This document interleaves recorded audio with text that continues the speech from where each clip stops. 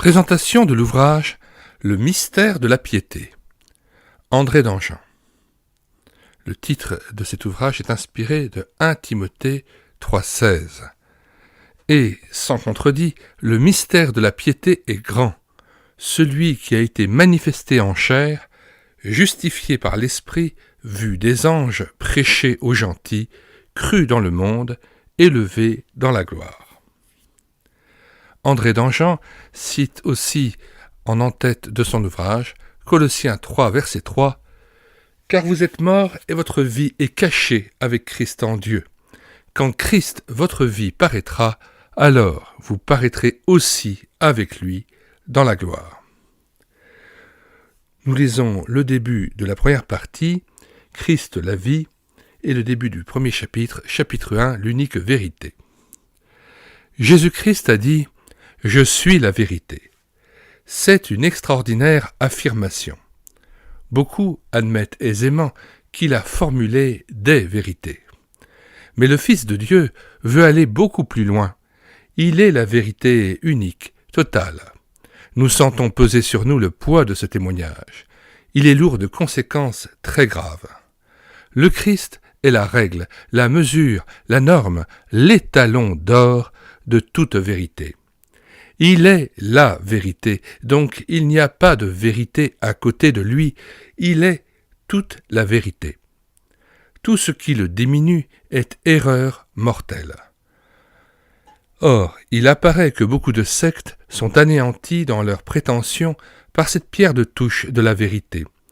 Tout ce que l'on ajoute ou l'on retranche du Christ et de son œuvre diminue sa grâce et son amour et est insupportable. C'est la perte de ce que Dieu a donné. Inacceptables ceux qui découronnent le Christ de sa royauté divine et rabaissent Dieu qui, ainsi, n'a rien donné et n'a rien à donner s'il ne peut se donner dans un autre lui-même. Inacceptable toute doctrine qui met à côté de Christ l'observance obligatoire de certaines pratiques, rites, cérémonies, formules. Il ne peut y avoir qu'une fidélité. L'extrême amour du Christ aime et fais ce que tu voudras, dit saint Augustin.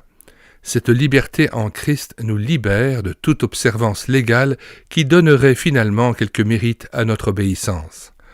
Aucun devoir n'est plus grand que l'amour. Rien n'est au-dessus de l'obligation d'aimer. Le Christ est notre seul devoir, parce qu'il est notre seul amour.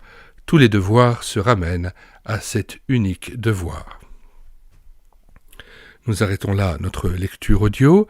Nous vous invitons à poursuivre cette lecture en téléchargeant cet ouvrage, soit en cliquant sur le lien situé dans la description de cette vidéo, soit en vous rendant directement sur le site internet médiathèque-chrétienne.fr, site que nous avons bâti en synergie avec cette chaîne YouTube Elle écoutait sa parole, afin d'assurer la réédition numérique gratuite des ouvrages chrétiens épuisés et non réédités, comme l'était cet ouvrage de 1983, édité aux éditions Amour et Foi.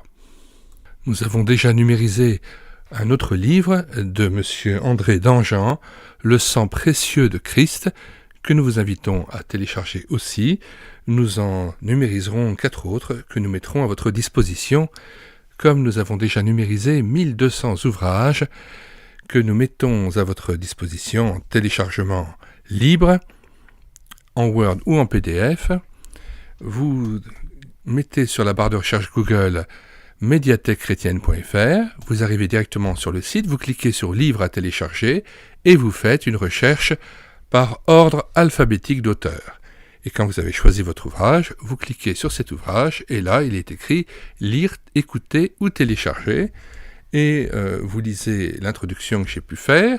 Je mets généralement quelques recommandations de playlists avec différents ouvrages qui se rapportent à la thématique de ce dernier. Et puis, vous cliquez sur télécharger en Word ou en PDF ou écouter la présentation de l'ouvrage sur YouTube ou alors écouter l'audiobook de l'ouvrage si j'en ai assuré l'audiobook intégral. Nous mettons aussi dans les commentaires de cette vidéo le plan de cet ouvrage ainsi que quelques liens vers d'autres playlists aux thématiques semblables.